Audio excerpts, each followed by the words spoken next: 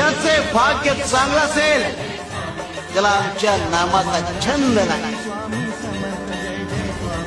आणि त्याच्या मुखात सतत नाम जप असेल. आमच्या नामाची गोडी निर्माण होईल.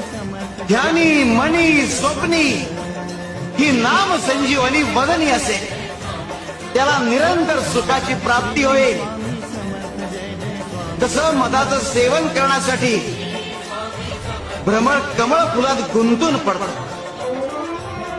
आणि अत्यंत आनंदाने आणि आदराने मधाचा आस्वाद घेतो. आमच्या भक्ताचे मन आमच्या नामाचे ध्यान लागून उच्च पातळीवर स्थिर होते. मन नामात एकाग्र होईल. त्याची चंचलता नाहीशी होईल आणि त्याचे उन्मन होईल. अरे नामस्मरण हेच प्रपंच व परमार्थ साधनाचे साधन आहे.